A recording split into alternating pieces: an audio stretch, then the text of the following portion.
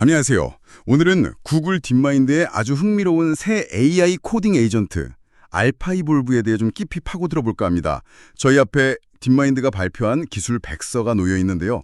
네, 이걸 바탕으로 알파이볼브가 도대체 뭐고 어떻게 돌아가는지, 그리고 이게 과학이나 공학 분야에 어떤 놀라운 영향을 줄 수 있을지 그 핵심만 빠르게 짚어보는 게 오늘 목표입니다. 네, 반갑습니다.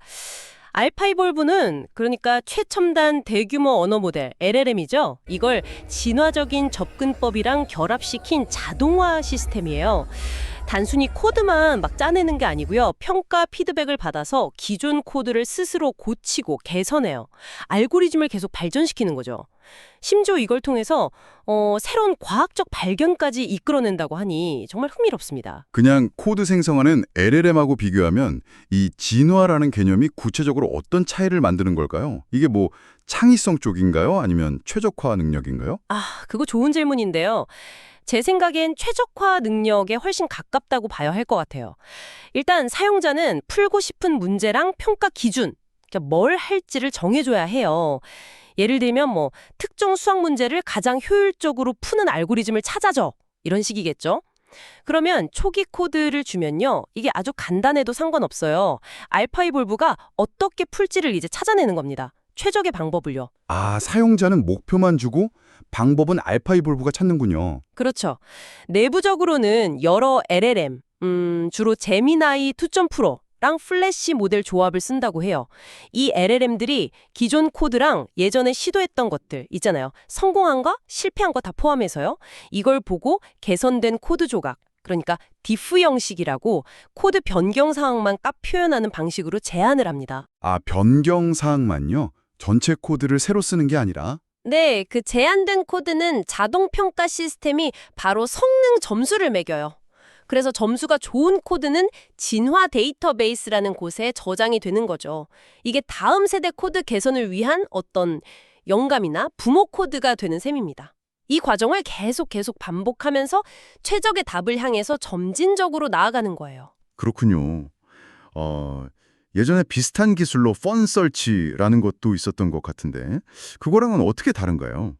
네. 펀서치랑 비교하면 알파이볼브가 훨씬 강력하고 확장됐다고 보시면 됩니다.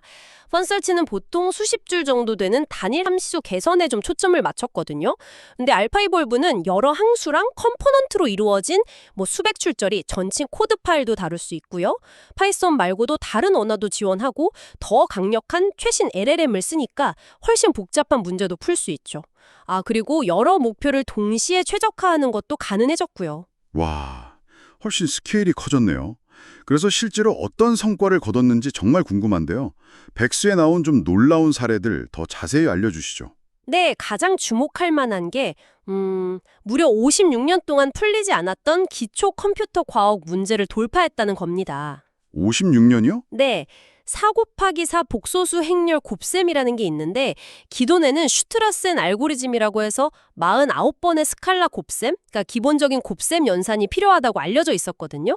근데 알파이볼브가 이보다 더 효율적인 딱 48번의 곱셈만으로 계산하는 새로운 알고리즘을 찾아낸 거예요. 와, 단 한 번 줄인 거지만 그게 56년 만에 돌파구라니 대단하네요. 그렇죠. 기초 과학 분야에서는 엄청난 진전입니다. 또 수학 분야에서도요, 50개가 넘는 난제에 도전을 했어요. 그래서 한 20% 정도 문제에서 기존 최고 기록을 깼습니다. 예를 들면 그 키싱 넘버 문제라고 있거든요. 어떤 차원에서 공 하나 주위에 똑같은 크기 공을 서로 겹치지 않게 최대한 많이 붙이는 문제인데 11차원에서 기존 기록이 592개였는데 이걸 593개로 늘렸어요. 11차원이요? 상상도 안 가네요. 네. 근데 여기서 더 흥미로운 점은 알파이볼브가 답 자체를 딱 찾아낸 게 아니라 그 답을 찾는 탐색 알고리즘 자체를 진화시켜서 이 결과를 얻었다는 거예요. 방법을 개선해서 결과를 얻었다는 거군요. 진짜 진화라는 말이 어울리네요. 이런 이론적인 성과 말고 좀 더 실제적인 적용 사례는 없나요? 있습니다. 구글 내부 인프라 최적화에도 꽤 큰 영향을 미쳤다고 해요. 첫 번째로 데이터 센터 스케줄링인데요. 알파이볼브가 찾아낸 간단한 휴리스틱 함수, 그러니까 경험에 기반한 효율적인 추정 로직 같은 건데요. 이걸 구글 데이터 센터 관리 시스템인 보그, 보그에 적용했더니 전체 컴퓨팅 자원의 0.7%를 추가로 확보할 수 있었다고 합니다. 0.7%면 구글 규모에서는 어마어마한 거 아닌가요? 맞습니다. 엄청난 효율 개선이죠. 그리고 또 하나는 LLM인 제미나이 자체의 학습 속도를 높이는 데도 기여했어요. 행렬 굽셈 커널이라고 핵심 연산 처리하는 부분이 있는데 여기서 데이터를 어떻게 작은 덩어리로 나눠 처리할지 그 타일링 전략을 최적화한 거죠. 이걸로 평균 23% 정도 커널 속도가 빨라지고 전체 제미나이 학습 시간도 1% 단축됐다고 해요. 야, 몇 달 걸리던 최적화 작업을 며칠 만에 해냈다고요?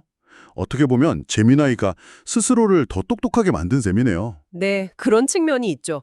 정말 흥미로운 지점입니다. 알파이볼브가 보여주는 가능성이 정말 놀랍습니다. 이게 우리한테 시사하는 바는 뭘까요? 특히 어떤 종류의 문제 해결에 강력할까요? 역시 LMM의 그 창의적인 코드 생성 능력하고 진화적인 탐색, 그리고 자동화된 평가 시스템, 이 세 가지의 결합이 핵심인 것 같습니다. 이게 합쳐지니까 기존에는 풀기 어려웠던 복잡한 최적화 문제들, 특히 명확한 성능 지표로 바로바로 평가할 수 있는 과학이나 공학 문제들에서 강력한 도구가 될 수 있다는 걸 보여주는 거죠. 인간 연구자의 직관이 딱 막히는 지점 있잖아요. 그런 데서 새로운 돌파구를 열어줄 잠재력이 크다고 봅니다. 인간 연구자랑 협력하면 발견 속도도 훨씬 빨라질 수 있고요. 협력이라는 부분이 중요하겠네요. 그렇죠. 근데 명확한 한계도 분명히 있어요. 알파이볼브는 성능을 자동으로 그리고 빠르게 평가할 수 있는 문제에만 효과적입니다. 그러니까 결과를 확인하는데 시간이 오래 걸리는 실제 실험을 해야 한다거나 복잡한 현실 세계랑 상호작용해야 하는 분야에는 아직 바로 적용하기는 좀 어렵습니다. 아, 그렇군요. 자동 평가가 핵심이군요. 오늘 알파이볼브를 보니까 AI가 이제 단순히 코드를 만들어주는 걸 넘어서 스스로 해법을 진화시키는 단계까지 왔다는 게 정말 인상 깊네요. 특히 목표가 명확한 복잡한 최적화 문제에서 인간의 직관을 뛰어넘는 가능성을 보여준 점이 흥미로웠습니다. 네, 맞아요. 특히 알파이볼브가 자기 자신의 기완 기술, 그러니까 LMM 학습이나 하드웨어 설계를 개선하는 데 다시 기여한다는 점은 주목해야 합니다. 만약에요, 이런 AI 시스템이 스스로를 개선하는 속도가 계속해서 빨라진다면 앞으로 과학기술 발전 속도는 정말 우리가 상상하는 것 이상으로 가속화될 수 있거든요. 청취자 여러분께서도 이 부분에 대해서 한번 생각해 보시면 정말 흥미로울 것 같습니다.